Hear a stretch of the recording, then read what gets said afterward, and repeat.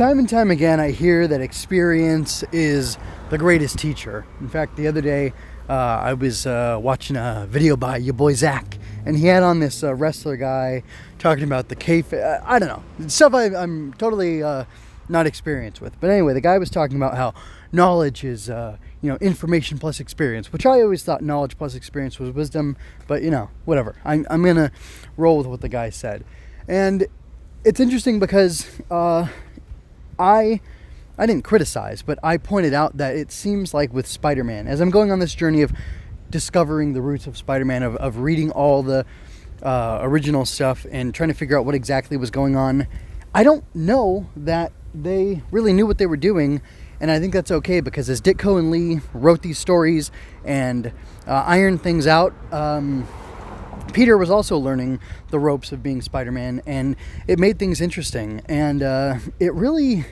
it's fascinating how much he has to think about things. And while he is strong and has all these amazing abilities, he wouldn't be the hero he is without his ingenuity, his creativity, and without the ability to think quickly and figure things out on the fly.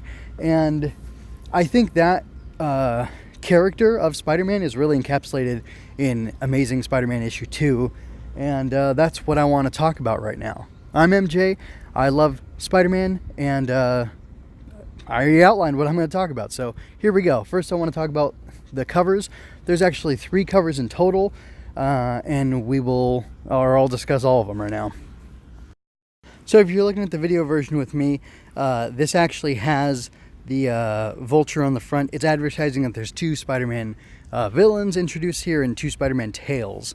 And then there's an inner cover of just the Vulture and Spider-Man fighting, focusing on that first story, the main story. And then the secondary story is Spider-Man and the Tinkerer fighting, and we get a cool shot of the Tinkerer shooting Spidey in the back. And I think these are all good covers. It's interesting. I think the main cover with all the blurb, all the verbiage on it, is actually a interesting. Anyway, I think it's a good cover. I think it's pretty solid. I kind of like the interior cover better, and I wonder if the interior cover was actually maybe Ditko's first go at the cover, and then they decided to change it, and then they left it as a splash page inside. Because really, anyway, again, I don't know all the comics jargon, but it definitely communicates the same idea, but there's a lot less detail in there, and I almost think that would have been a better one to put all the text over on the front, but, obviously that's not how it happened, and I don't know, I see a lot of, to me, it looks like it really is maybe the first draft, and they said, well, we'll use that for the interior and, work on it and add some more detail, because I do think the outer cover is a little bit better, and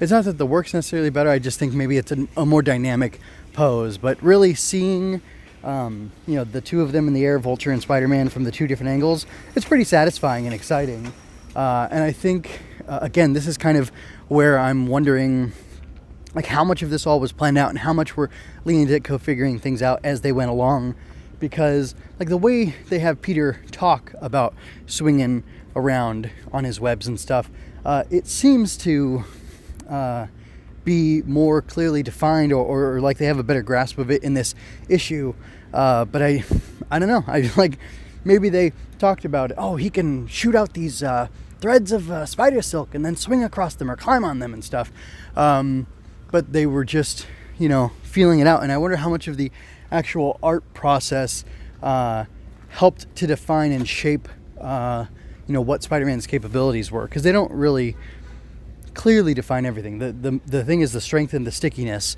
and the spider sense, which even the spider sense is kind of weird. But anyway, I'm not talking about the covers anymore, I'm talking about Spider-Man's abilities, so let me pause and focus on that 3rd cover with the Tinkerer.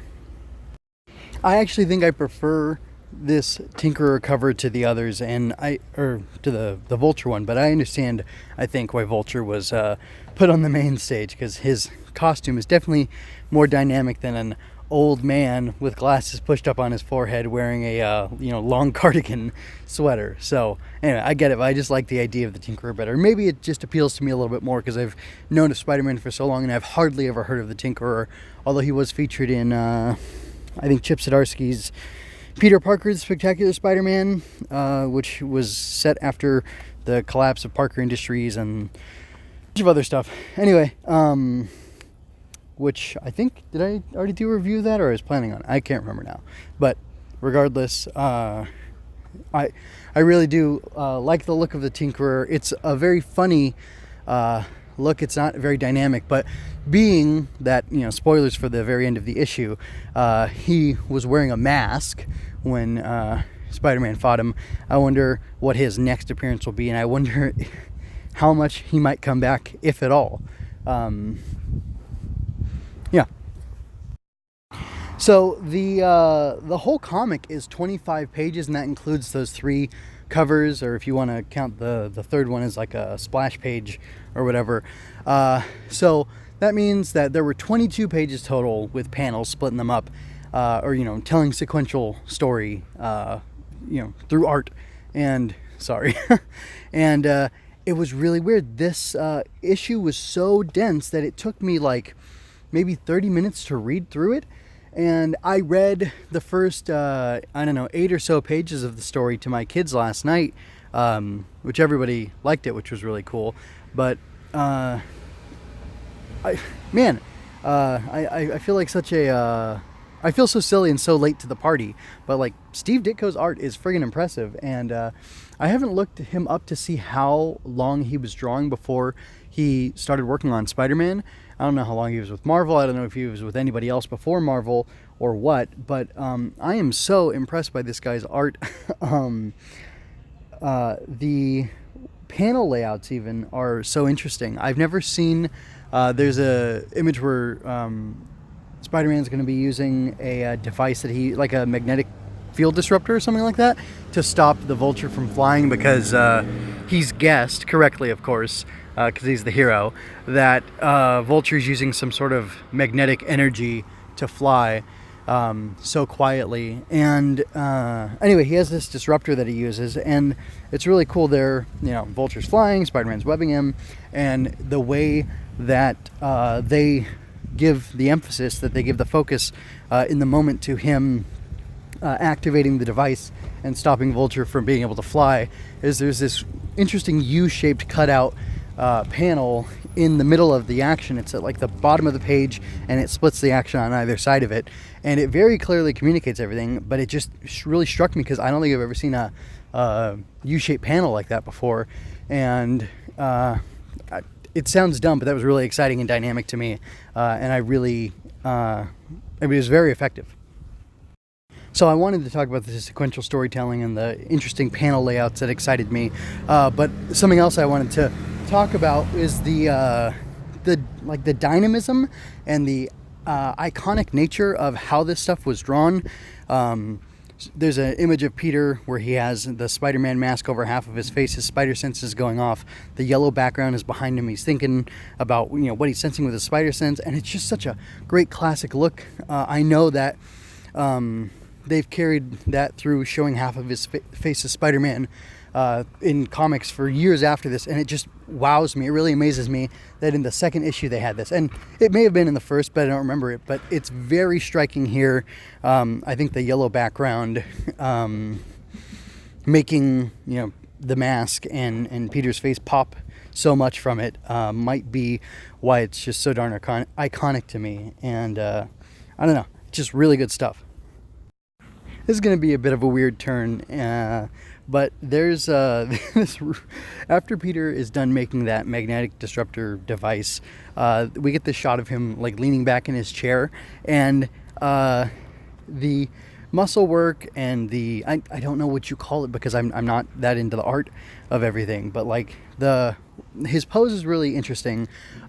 The way his muscles show, I was going to say musculature, I wasn't going to say muscles, come on guys. Anyway, the way his muscles show from within his suit, and just like the relaxed position he is in, and maybe even like his arm being up at his forehead, kind of reminds me of the Venus pose. This feels like quasi-sexual or sensual or something. Or, you know, I was thinking like, oh, is this like a, you know, cheesecake art I'm looking at here of Spider-Man? And I don't mind it. It's interesting. I wonder if, because I don't know how many of you know this, but Marvel also published books of romance, and there was at least some level of female audience. Of course, romance comics had, you know, pretty girls drawn in them with lovely forms, just like we watch, you know, rom-coms today, where, you know, basically all actors are good looking because people want to have good looking people to look at, regardless of the genre or the, you know, whether they're men or women or whatever. You just want to look at something nice that's visually appealing. And it's interesting to me because I'm thinking, was this panel, like, is it just to show the exacerbation? Is it accidentally, like, striking in that way? Or is it purposeful to some extent to, you know, help draw in the female audience as well? I just wonder. I don't know the motivations, but I thought that was kind of something interesting to point out. I'm going to try to wrap things up more quickly because I don't want to belabor everything. But the sequence I'm looking at now has Spider-Man jumping through the roof of the Tinkerer's building, and then he's detecting something with a spider sense, and then he runs down to the basement where the Tinkerer's, you know, crazier gadgets are held. And what was most interesting to me here is that in the coloring, his suit melds into the black backgrounds, and it looks extremely striking. I've heard debates that Ditko had intended the suit to be black and red, and I don't know, maybe because the coloring process it came off more blue and red, or who knows what. But, you know, and I don't know all the details there, and I'm not going to pretend to know. I'm not a authority on comics. I'm not a historian. I'm just a guy who likes the stuff and who is kind of humbly presenting my observations to you, talking about the things that I think are so neat because of how much I love Spider-Man specifically, and comics in general. I really do think the comic book format is like an excellent medium for conveying all sorts of stuff. But anyway, back to focusing on my point. I just really think this set of 3 panels, him jumping through the window, him getting his spider sense activated, and then running down into the basement is just, again, really effective. And I think as I go on, maybe after the first 12 or so of these first issues that I've reviewed, I'll speed up and I'll clip out a lot of this praise for just like basics of the excellent storytelling through the art and everything. But for now, I want to highlight them because I think it's important to go ahead and define that and point those things out, especially because I'm approaching this trying to understand why did Spider-Man connect and why is Spider-Man such a long-lasting thing.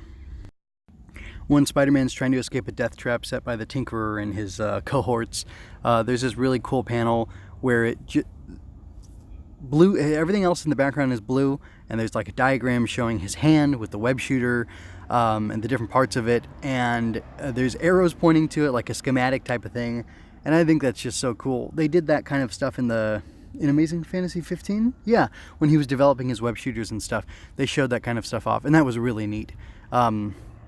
A final thing that I want to talk about has less to do with the art and more to do with the ingenuity of Spider-Man that I was talking about, or Peter Parker, I should say, that I was talking about earlier. And also, it goes in line with figuring things out as they go along. The story kind of takes a break to...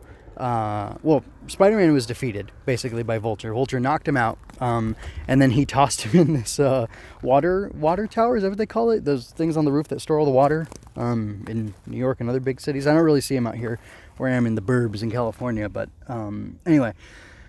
It also doesn't rain much in SoCal, so maybe that's why we don't have them here. Anyway, so he throws him in a water tower. Spider-Man's going to die. He's out of web fluid.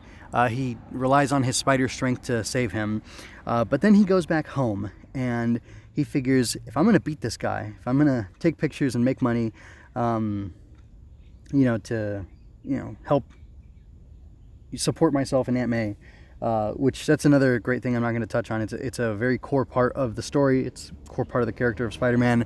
I'm actually a little bit surprised by, at the end of it, it sounds like Peter's going to be flush for a while, so it'll be interesting to see what kind of trouble they can cook up for him that'll put him in a bind for next issue, because I imagine I've always known Spider-Man to have financial issues, so him coming out on top here kind of surprised me. I didn't think he'd have such an easy go of it, and I was waiting for things to fall apart on him. But anyway, they mention in the captions or whatever, the narration says something like, he designed the suit just to be on stage and to be on display, and he wasn't planning on being I think they used the phrase secret adventurer. So he does some work he adds a belt with more web fluid in it, or packets for holding more web cartridges, or web fluid cartridges. And also he wants to rig up a belt buckle camera. And I know he gets the light in it at some point, but I do think he also has a camera in there, which is a really cool feature. And in this issue, he actually starts taking pictures, not for the Daily Bugle, for Now Magazine, which is a part of J. Jonah Jameson Publishing, which I will... there's a bunch of things that are weird. Well, anyway, I'm not going to talk about that. What I'm going to talk about is the ingenuity of Spider-Man, or Peter Parker, and how much I like that. So it's really cool to me that as he's figuring things out, he's making new things for himself. And that's stuff I've been familiar with. The strongest memory I have is him trying to find a solution to deal with Electro, because when a guy's made out of electricity or can shoot electricity at you, how are you going to beat him, right? Especially when you're just a guy in a nylon suit or whatever it's supposed to be. So anyway, it excited me to see him tinkering with his suit and adding things, and it made me really happy to see that that's always been a part of him. And I like how it's expressed here. It was a lot of fun, and there's just something so geeky about Peter, and I guess myself as well. Seeing that stuff is really enjoyable, especially with the cutouts that they do, and the technical aspect of it that they get into a little. Of course, it's all garbage mumbo jumbo science or whatever, but it's still fun. The way it's written, it's done with a light enough detail, and it took them hours to put this stuff together, and it works. I can suspend my disbelief and just roll with it because of the way it's presented, and it really makes me happy. Okay, really wrapping up. So this is, major spoilers for the issue. I think you should go and read it. It's definitely worthwhile. It was so entertaining to me. And I think if you like Spider-Man, it'll be entertaining to you too. The Tinkerer, this old man who Peter remarks, oh, that guy looks like he's from a grim fairy tale, when he first sees him in his Tinkerer shop. Dude was wearing a mask, and somehow Spider-Man got the mask off of him while they were fighting, while the Tinkerer escaped because there was flames and smoke as his shop was burning down. Anyway, it's amazing to me how weird this comic was in the beginning, and I don't know, it's delightful strangeness. So that's really neat. Anyway, last thing I want to talk about is Ditko's art. While I do praise it in places where it's great, I will point out some mistakes. If you look closely, Spider-Man's left arm has a right hand on it curving out and shooting a web. So not a perfect man. I don't know what his time constraints were. I don't know how many books he was working on a month, or what Steve Ditko's situation was. But and as good as he was at drawing hands, he was even better than people know, because he could draw hands backwards facing the wrong way, and it didn't actually look that bad. So yeah. Anyway, I just wanted to point that out because I thought that was a fun little roast I could give to the art. Because, praising stuff nonstop is, not so great either. That's really all I have to say. Again, I need to put this at the beginning of reviews. This is a definite recommend, especially if you've got the Marvel Unlimited app. You can go check it out now. Or if you have some sort of collection of all the, an omnibus or something, it's probably worthwhile. I guess I'll wait to recommend an omnibus or a collection until I've read through the first, 12, 20, 30, whatever issues. But for sure, these are good, man. Amazing Fantasy 15 was really good. Very cool stuff. Amazing Spider-Man 1 and now 2. And I find it interesting that both of them have had double features, basically, where they're telling two Spider-Man stories. I wonder if that was just the fashion at the time, or why they weren't telling a single Spider-Man story in 22 pages. I don't know. Interesting stuff to me. Thanks for sticking with me. Check out mjmunoz.com for more of my work. I talk about Tokusatsu and write original fiction you can find there. I'm an aspiring author who will gladly accept your financial support through coffee. Swinging Through Comics can be found on YouTube, iTunes, Google Play, Stitcher, and mjmunoz.com/stc. Relevant links are in the show notes. If you had a good time, like and share this. Subscribe and ring that bell to catch me next time I'm swinging through comics.